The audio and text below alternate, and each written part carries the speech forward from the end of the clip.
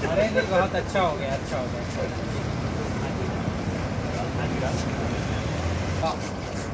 कहाँ से आ गए? बैतूल वाले। वाह, ठीक है, ठीक है। यही है यूट्यूब वाले। नमस्कार। अरे हाँ हाँ हाँ, भांजे उनके, क्या बात है। चलो, कम से कम खुशबू के वातावरण में रहेंगे।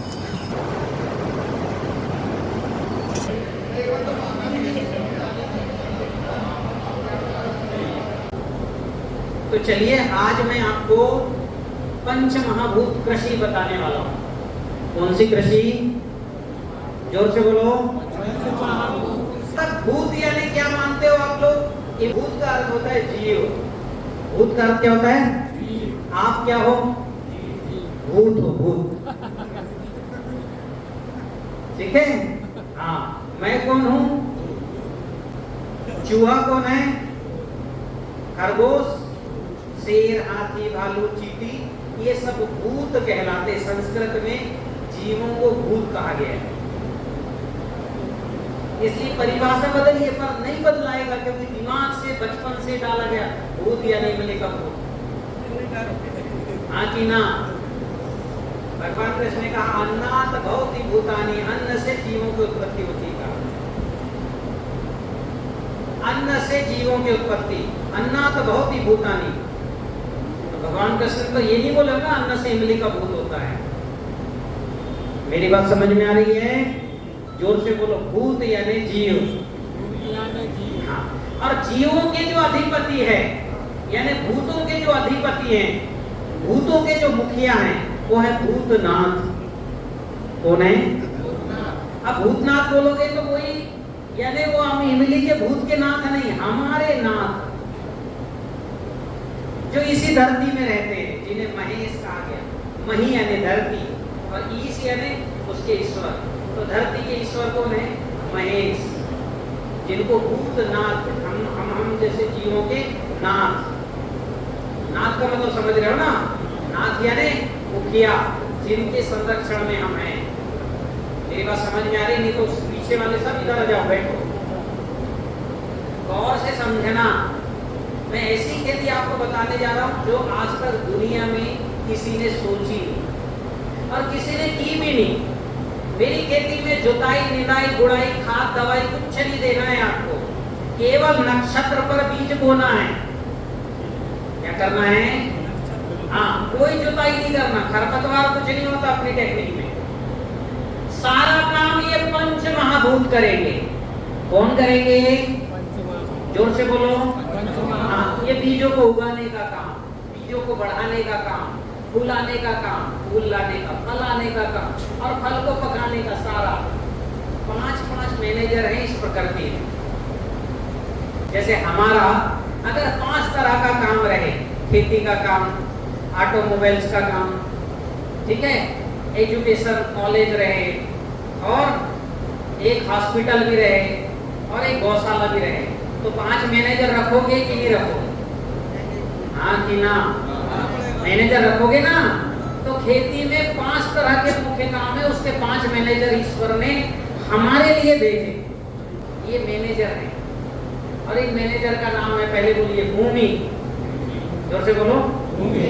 जो पंच महाभूत बता रहा हूँ उसमें जो पहला है मैनेजर, वो है भूमि।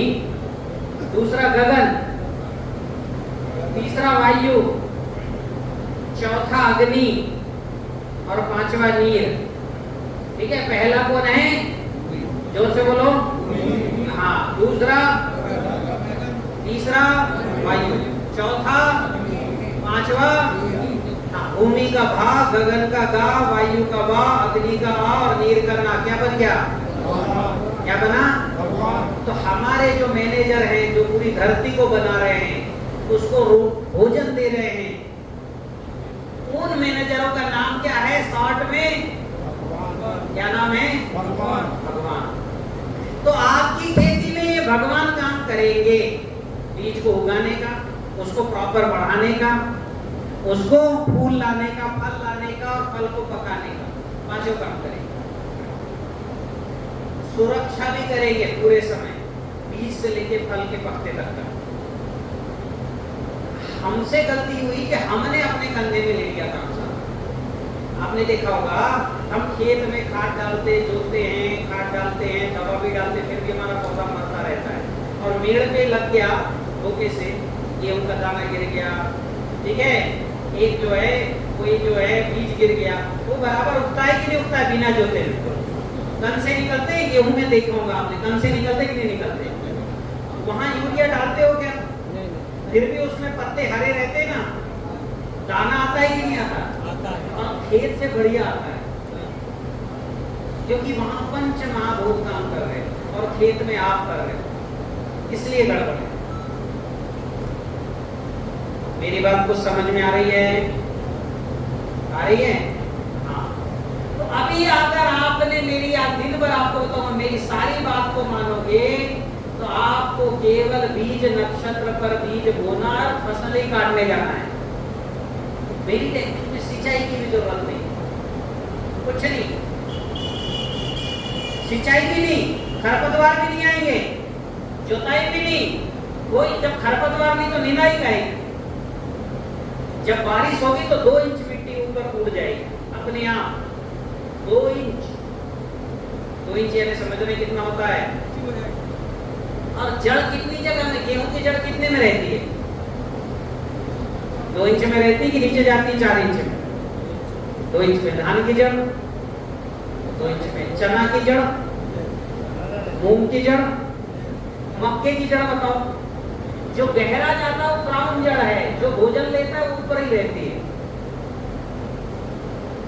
गन्ने की जड़ भी देख लेना, ऊपर रहती है। पपीते की जड़ तो ऊपर रहती है आधा इंच, 2 इंच मिट्टी उड़ जाएगी बारिश होते ही।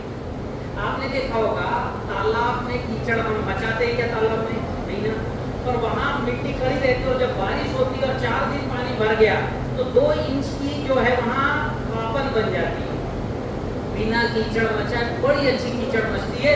उस कीचड़ को ऐसे रगड़ोगे ना तो फिसलती है वो कीचड़। किसी ने अनुभव किया? किसने क्या हाथ उठाओ? तालाब की मिट्टी देखी, बिना कीचड़ मचाए कीचड़ मच गया, उसमें फिसलती है मिट्टी, और आप कीचड़ मचाए हो वो पकड़ती है। थोड़ा कीचड़ निकाल कपड़े में रखोगे ना तो 4 बार धुलना पड़ेगा 1 हफ्ते तक। हाँ कि ना? मानते हैं? तो तालाब में आपने कीचड़ नहीं मचाया, बड़ी अच्छी मच गई कीचड़ बिना जोते, और जहां आपने मचाया वहां मची। हाँ कि ना? सही बोल रहा हूँ? जो प्राकृतिक तौर से जो खाद बनता है उसमें सुगंध आती, सोंधी खुशबू आती।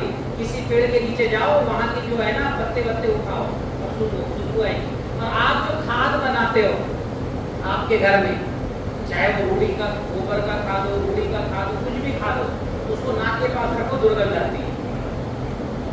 हाँ कि ना? हमारे घर के गोबर में दुर्गंध आता है कि नहीं आता? आता है। और खेत की पेड़ के नीचे गिरे हुई मिट्टी में, पत्ती में सुगंध आता है। तो आपको कौन सी खाद चाहिए, सुगंध की दुर्गंध? दुर्गंध में क्या होगा?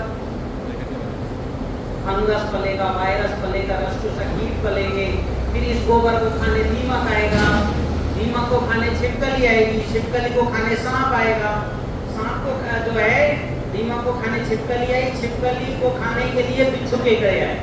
10 फुट नीचे उन्होंने बिल बनाया, ऊपर आ गए वो छिपकली खाने, छिपकली को मारे और अंदर ले गए, और 30 दिन तक धीरे धीरे खाए और फिर सूख गए 11 महीने। बिल भर गए, बिल में पले चूहे और सांप। हाँ कि ना? तो जहां दुर्गंध आएगा वो बर्बाद है, और जहां सुगंध आएगा जिस खाद में वो आबाद है। तो आप कौन सी खाद बनाते ईमानदारी से बताओ? हाँ? और इसलिए भारत का जो है प्रोडक्शन घट गया। कितना घटा?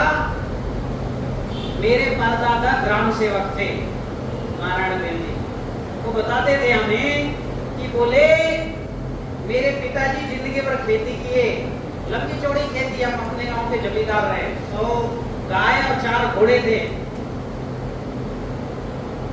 मेरी पैदाइश के पहले हमारे घर 4 घोड़े 100 गाय। हमने वो गौशाला को तोड़ा तो 4 घर बन गई थी लकड़ी की। फिर भी भूखमरी थी, कुंवार कड़की थी। कुंवार कड़की जानते हो? कुंवार में जो है ना खाने के लिए अनाज नहीं रहता धान के किसान के पास। क्यों? 6 कुंटल धान होता था तो उसमें 50 किलो तो बीज लगता था। 10 कुड़ यानी 50 किलो बीज लगता था, तो 5.5 कुंटल पर एकड़ आया। और कोई भी किसान 10-12 एकड़ से ज्यादा खेती नहीं कर सकता, क्योंकि जो है 50 किलो को 1 एकड़ में लगाते लगाते जो है 40-50 लेबर लगते हैं। तो कोई 10 एकड़ से ज्यादा खेती कर सकता है क्या? हमारी खेती लंबी चौड़ी, पर खेती नहीं कर सकते थे, लेबर ही नहीं उतना। धान लगाने में लगता है 1-1.5 महीने रोपाई चलती थी हमारे घर। अब 10 एकड़ भी लगाएंगे तो 60 कुंटल हुआ। 15-15, 20-20 लोगों का परिवार, एक आध शादी ब्याह, बचेगा पैसा? बच्चों को पढ़ाना, एक शादी करनी, कोई ना कोई शादी हर साल आता है। तो मेरा कहने का क्या मतलब है, वास्तव में भारत में भूखमरी थी और भूख से लोग मरे। उसके पहले और ज्यादा भूखमरी थी, क्योंकि लोगों ने खेती छोड़ दी। क्योंकि जो है अंग्रेज भी लगा लेते थे और जो मुगल थे वो भी जो है सीन झपटते थे। उनको भी जो है कर चाहिए था, जजिया और जकात कौन से कर, और अंग्रेज भी लगा लेते थे। अब बताओ, आपने 60 कुंटल धान उगाया और जो है 20 कुंटल अंग्रेज ले गया और 20 कुंटल जो है मुगल ले गए, बचेगा क्या किसान के पास? मेहनत किया किसान ने, खाद बीज किसान ने किया और वो ले गए 20 कुंटल, ये 20 कुंटल, खेती करेंगे क्या? तो भारत में 1910, 1770 से 1910 के बीच में भारत के 90% लोगों ने खेती छोड़ दी थी। केवल उतनी ही खेती करते थे जितने में खाना हो जाए।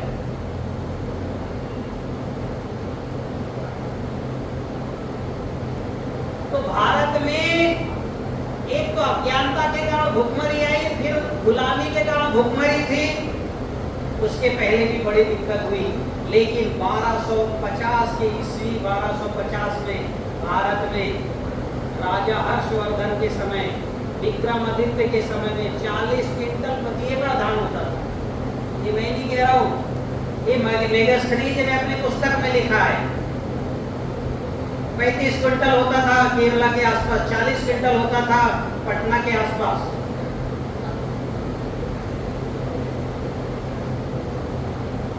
अंग्रेजों के समय में थोड़ी खेती जो है बाद में कुछ लोगों ने शुरू किया, तो वो बहुत मतलब कुछ उसको जो है ऐसा रहता है जैसे 4 पीढ़ी आप खेती ना करो तो खेती भूल जाओगे कि नहीं भूल जाओगे।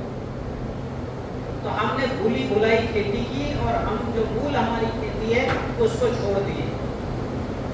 ये वैदिक खेती बताने जा रहा हूँ आपको मैं।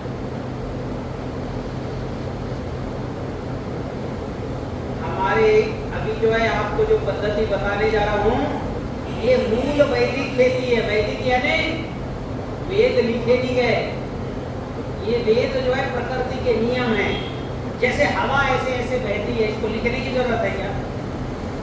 हाँ, बीज जमीन में गिर गया, कूद जाती है, फिर उसके 2 पत्ते आते, फिर 4 आते, फिर 8 आते, इसको लिखने की जरूरत है क्या? ये प्रकृति के नियम है। बीज कैसे उगेगा, फिर पत्ती कैसे आएगी, हाइड्रोजन और ऑक्सीजन मिलेंगे तो पानी बनेगा, ये प्रकृति के नियम है। H2O इक्वल टू पानी। तो जो प्रकृति के नियम है वही वेद है, इसलिए वेद को कहा गया अलिखित। ये किताब नहीं थे, ये प्रकृति के नियम थे। तो प्रकृति के नियमों के अनुसार खेती, इस खेती को मैं सतयुग की खेती भी बोलता हूँ। कौन सी खेती? सतयुग में यही खेती होती है। सतयुग में केवल बीज लगा दिया जाता था। काम कौन करते थे? कौन काम करते थे? जोर से बोलो। पंचमहाभूत यानी भूमि, गगन, वायु, अग्नि, ये भूमि बीज को उगाती और पोषण देती है जब तक उसका है। जब तक वो पेड़ खड़ा है, पोषण कौन देती है? माता तत्व है भूमि। गगन पिता तत्व है। उस पेड़ के अंदर फूल, ठीक है, आप देखोगे बच्चा 16 साल का होता है तो पुरुष है तो शुक्राणु और महिला है तो ये ऑटोमेटिक बनता है कि बनाने की प्रैक्टिस शुरू करवानी पड़ती है? ऑटोमेटिक बनता है ना। कोई इसके लिए साइंस तो काम कोई किसी स्कूल में सिखाया तो नहीं गया, बॉडी को ऑटोमेटिक होता है ना। ये गगन काम करता है। पौधा जब हो जाएगा, मूंग है 35 दिन का होगा तो फूल आ ही जाएंगे उसमें। धान 90 दिन का होगा तो गभोट आ ही जाएगा। आपको लाने के लिए कुछ स्प्रे करवाना पड़ता है क्या? आता है कि नहीं ऑटोमेटिक? ये गगन पिता तत्व है। ये फूल लाने, गभोट भरने और दाना बनाने और दाना के अंदर बीज बनाने का काम करता है। और गगन, कोई साइंटिस्ट काम करता है इसमें। फिर वायु प्राण तत्व है। वायु क्या है? जैसे ही बीज अंकुरित होगा उसके अंदर हवा होती है, ठीक है। जैसे ही उसका अंकुरित होगा टिश्यूज बनेगा, उसमें जीवन डालती है, प्राण देती है। आपके शरीर में रोज 14 लाख टिश्यूज बनते हैं। कितने टिश्यूज बनते हैं? 14 लाख। रोज 14 लाख आत्माएं आपके शरीर में प्रकट होती है अंदर से। और जब वो टिश्यूज बन जाता है तो आपने दिन भर मोबाइल चलाया, आंख के टिश्यूज मर गए 2-4 लाख, हार्ट के मर गए 10-15 लाख, 10 लाख, हाथ पैर के हो गए 50-50 हजार, 1-1 लाख, मिनिमम 14 लाख, 1.5, 2-2 करोड़ टिश्यूज रोज बनते हैं आपके शरीर में। आपको एहसास है क्या इसका? एहसास 7 साल में पूरा शरीर बदल जाता है आपका। कितने साल में? पूरी सरकार बदल गई है। आंखें नई, जीभ नया, हार्ट नया। पता चला आपको? क्योंकि रोज हो रहा है, रोज। जब आप सोते हो ना तो टिश्यूज जन्म लेते हैं 2.5 घंटे में, लाखों टिश्यूज, और अगले 2.5 घंटे में आपकी सर्विसिंग हो जाती है। समझ में आई कि नहीं आई? हाँ, आपको पता ही नहीं चल रहा है। तो रोज 14 लाख प्राणों की उत्पत्ति होती है आपके शरीर में। पौधे में भी रोज बढ़ता है, रोज उसमें कुछ न कुछ परिवर्तन होता है, उसमें भी टिश्यूज। कौन देता है प्राण? कौन देता है? वायु। तो वायु पूरा होना चाहिए कि नहीं होना चाहिए हमारे शरीर में, पौधे के शरीर में? मिट्टी में भी वायु होना चाहिए। 25% हवा, 1/4 तो हवा होना चाहिए हमारे शरीर में भी, 1/4 मिट्टी में भी, 1/4 प्लांट के अंदर भी, बीज के अंदर भी 1/4 हवा होना चाहिए। अगर नहीं होगा तो प्राण का निर्माण होगा क्या? 14 लाख टिश्यूज बनेंगे, और नहीं बनेंगे तो क्या होगा? हाथ टेढ़े मेढ़े हो जाएंगे। आज देखिए आज के बच्चे टेढ़े मेढ़े हैं, गाल चिपके हैं, कुछ भी मतलब ठीक नहीं हो रहा है। प्राण नहीं बन रहा है, प्राण वायु नहीं है। फिर अग्नि, अग्नि स्फूर्ति है, चैतन्यता है। प्राण आ गया, उसमें चैतन्यता, हृदय को धड़कन बढ़ना सामान्य होना चाहिए, है ना। हाँ, हमारे हर अंग काम करना चाहिए। हर अंग काम करते, इसका मतलब अग्नि है। अगर अग्नि घट गई तो सबसे पहले आपकी क्या? नींद आने लगी, फिर आंखें बंद हो जाएंगी, ठीक है। फिर और अग्नि कम हो गई तो हाथ फिर शून्य पड़ने शुरू हो जाएंगे, और अग्नि कम हुई तो हार्ट जो है उसकी धड़कन कम हो जाएगी, और अग्नि और निकल गई अग्नि तो फिर राम नाम। तो आपको चैतन्यता कौन दे रहा है? अग्नि। बराबर 32 डिग्री टेम्परेचर ज्यादा हो गया तो भयंकर आंखें लाल, जीभ लाल, नींद नहीं आएगी, परेशान हो जाओगे। घट गया तो सब आंखें बंद, जीभ जो है बंद हो जाए, मतलब, और आपको नींद आएगी। मेरी बात समझ रहे हैं? अग्नि क्या है? चैतन्यता। आवश्यक है कि नहीं है? न कम होगी, न कम चाहिए ना ज्यादा चाहिए। ज्यादा हो गया तो नुकसान, पित्त बढ़ गया, पसीना निकलेगा, परेशान हो जाएंगे, नींद नहीं आएगी। कम हो गया तो कफ बढ़ गया, जीभ सफेद, आंखें सफेद, नींद बहुत आएगी, काम ही नहीं कर पाएंगे। तो महत्व है कि नहीं है? तो आपका क्या हो गया? आपके शरीर में भूमि भी होना चाहिए, माता तत्व है, गगन पिता तत्व है, वायु प्राण तत्व है, अग्नि स्फूर्ति है, चैतन्यता है। और नीर जो है ये ट्रांसपोर्ट का काम करती है, जीवन की पूर्णता है, इसलिए इसको बोला गया जीवन तत्व है। जीवन तो हमारे शरीर में आ गया, लेकिन उसको रोज चाहिए। आंखों को रोज विटामिन ए चाहिए, हार्ट को 10 लाख टिश्यू रोज चाहिए, तो बंद हो जाएगा। जीभ को रोज चाहिए, हाथ पैर आंख कान नाक सबको रोज रोज जो है पोषण चाहिए। पोषण क्या चाहिए? पोषण। हाँ कि ना भाई? फूल को रोज ग्लूकोज चाहिए। ये ग्लूकोज काहे के लिए चाहिए? हर टिश्यूज में ऊर्जा एनर्जी भेजने के लिए। इस एनर्जी को ग्लूकोज के रूप में आंख को एनर्जी मिल रही है।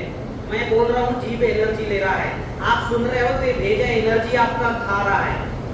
एनर्जी इसको कंटिन्यू लगता है, मेरी बात सुन रहे हो, कैलकुलेशन कर रहे हो। वो एनर्जी पहुंचाने का काम कंटिन्यू नीर तत्व कर रहा है। और कितना आपके शरीर में पानी है? कितना परसेंट? 70% पानी है। आप पानी हो। और यहाँ वो पानी में कैलकुलेशन हो रहा है। मेरी बात को आप समझ रहे हो कितनी तेजी से हो रहा है। अगर एक मनुष्य का निर्माण आज भी मशीन करे, चाइना अगर बनाए, तो 2 किलोमीटर लंबी चौड़ी और 2 किलोमीटर ऊंची कितनी मशीनें लगेंगी। अगर मशीन मनुष्य बनाए, 72,000 नाड़ियां हमारे शरीर में, कितनी? और इसकी लंबाई धरती 2 बार लपेट जाए इतनी है। यहाँ तक खून जाना, और खून की स्पीड कितनी है पता है? 1600 किलोमीटर पर घंटे की स्पीड है आपके खून की। जितनी धरती की स्पीड है ना बोल अपने अक्ष में घूमने की, आप सोचो 1600 किलोमीटर पर घंटा कार चला लोगे क्या? कभी नहीं चला सकते। ट्रेन भी नहीं चला सकते। हवाई जहाज चलते 1000 पे, उससे ज्यादा स्पीड है। और उसके लिए छोटा सा हार्ट है, इतना सा बड़ा धक्का करता है, ब्लड जो है 1600 की स्पीड से इधर पहुंचता है। 1600 की स्पीड देने के लिए मेरे ख्याल से 200 HP का मोटर में लगाना पड़ेगा, नहीं तो अगर हार्ट ना हो तो। ये जो है ये सब के पीछे पंच महाभूतों का काम है। हमारे खून में जो है ना, जो जाता है वो आकाश तत्व है। क्या है? हाँ, वो निर्वात है। वहाँ यहाँ हवा है क्या? यहाँ पर यहाँ हवा है। कमर में हमारे जो जितने भी अंग है उसमें हवा है क्या? निर्वात है, आकाश है। वहाँ कुछ नहीं, ऐसा नहीं बोल सकते, वो निर्वात है।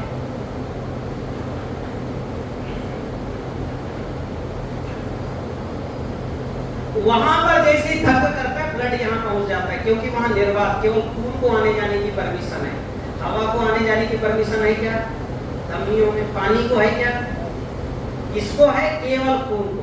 तो जैसे सूर्य से किरणें निकलती है और हम तक धरती तक पहुंच जाती है 8 मिनट 12 सेकंड में। कितनी स्पीड है? 3 लाख किलोमीटर पर सेकंड की स्पीड है। कोई रोकता है क्या सूर्य के प्रकाश को? लेकिन उसके जगह कुछ और आए तो, उल्का पिंड आए तो धरती जला देगी। देखो हवा ही हवा है, लेकिन जब वो आएगा ना तो घर्षण होते हुए आएगा, क्योंकि धरती हवा से ठस भरी पड़ी है, जगह ही नहीं।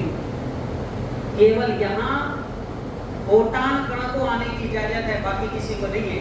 इतनी ठोस है धरती का चारों तरफ का आवरण। इस मिट्टी से ठोस है हवा का आवरण। मानते हैं कि सिद्ध करो? मिट्टी से ठोस है हवा, मान लेंगे कि सिद्ध करो? सिद्ध करो बोल दो। हाँ हाँ। अब देखो क्या है, मेरी ट्रेनिंग तो चलती 5-5 दिन।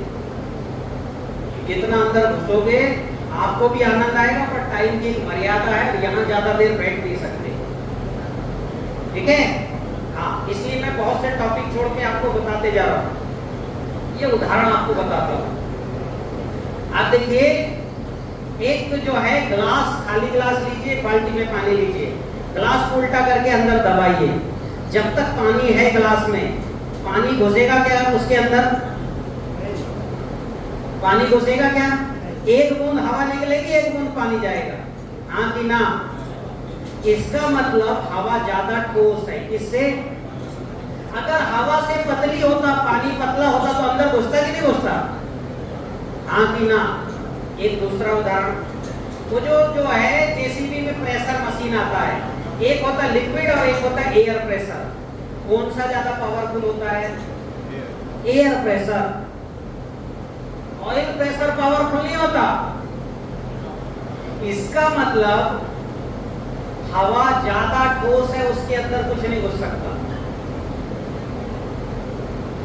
और हवा से ज्यादा ठोस है अंतरिक्ष, आकाश, जड़ कुछ नहीं है। हमारी धरती में कितने ही आंधी तूफान आ जाए, ये हवा अंतरिक्ष में चली जाएगी क्या? चंद्रमा तक? हवा के ऊपर जो अंतरिक्ष का स्पेस है वो इतना ठोस है कि वहां हवा एक लीकेज करके भी नहीं जा सकती है। अंतरिक्ष जहां कुछ नहीं है, वहां केवल 3 कण हैं, हिग्स बोसॉन कण, गुरुत्वाकर्षण कण, और जो है चंद्रघंटा, तीसरी वेव। और 2 ही कण, चंद्रघंटा तो धरती के स्पेस तक ही है, जो इलेक्ट्रोमैग्नेटिक वेव्स है जिससे फोन चलते हैं। केवल 2 ही कण हैं, शैलपुत्री और ब्रह्मचारिणी।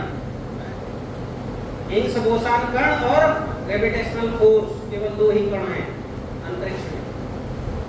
वहां वो सबसे ज्यादा ठोस है, और इसलिए धरती, चांद, तारे गेंद की तरह घूम रहे हैं, कुछ फर्क नहीं पड़ रहा है अंतरिक्ष को। जैसे हम तिनके को उठा के ऐसे घुमाएं, हमको ज्यादा फर्क नहीं पड़ेगा, वैसे इतने बड़े बड़े ग्रहों को, हमारे सूर्य से भी कई बड़े ग्रह हैं कि नहीं अंतरिक्ष में? देखा, यूट्यूब देखते हो कि नहीं आप? वो गेंद की तरह पूरी धरती घूम रही, और कितनी स्पीड से घूम रही? धरती घूम रही है 15-16 लाख किलोमीटर पर घंटे की स्पीड से ऐसे, और अपने उसमें भी घूम रही 1600। सूर्य खुद घूम रहा है पूरे आकाश गंगा के। फर्क पड़ता है क्या सूर्योदय सूर्यास्त में? आज के 10 साल पहले इटारसी के ईश्वर सभागार में जो टाइम होगा सूर्योदय का, आज वो तो नहीं है, जबकि धरती इतनी तेजी से घूम रही है। तो मैं बहुत विषय के अंदर नहीं जाऊंगा, ये मान लो कि पंच महाभूतों की रचना बड़ी अद्भुत है। ये सक्षम है काम में, जब धरती, चांद, तारे बना सकते हैं, उनको लाखों किलोमीटर जो है की स्पीड से दौड़ा रहे हैं, कुछ फर्क नहीं पड़ा। तो आपकी खेती भी ये करने को तैयार है, कुछ फर्क नहीं पड़ेगा। 40 कुंटल धान हो, कितने लोग धान उगाते हैं? धान उगाने वाले हाथ उठाओ, पूरा हाथ उठाओ, संकोच नहीं, फटाफट हाथ। 1 2 3 4 5 6 7 8 9 10 11 12 13 14 15 16। आप सब लोग बासमती उगाने वाले कितने हैं? बासमती हाईएस्ट प्रोडक्शन कितना है बासमती का? 20 कुंटल से ज्यादा आया है? कितना आया? 12-13। अच्छा, 25 आया किसी का? नहीं आया। 20 कितने का आया है? 2 का। 15 कितने का आया है? और 12 और 10। तो आप जो 12 से लेके 20 क्विंटल हाईएस्ट। पिछले साल मेरे किसान कितना बराड़ दिखा प्रोडक्शन बासमती में 35 क्विंटल एकड़ आया है। एकड़ 35। किसान तौलाई तक है, मंडी तक। मैं गया था धान देखने, उसका वीडियो डाला यूट्यूब में। कितने लोगों ने देखा उनका धान? हाँ, मतलब 45-50 टन से 35 क्विंटल एकड़, और उसका धान बिका 5,000 रुपए क्विंटल में। गेहूं आया 28 क्विंटल प्रति एकड़, और गेहूं बिका है 4,000 रुपए क्विंटल में। खत्म, गेहूं सारा खत्म हो गया। एक बार जो है डीसीबीटी का गेहूं खा लो, बाजार का कोई गेहूं खाने की इच्छा नहीं होगी। दवा मत खाओ आप, हमारा गेहूं, चावल, आम, अमरूद खा लो, खुशी से नाचोगे। आम खा लो, नाचोगे खुशी से। केला खा लो,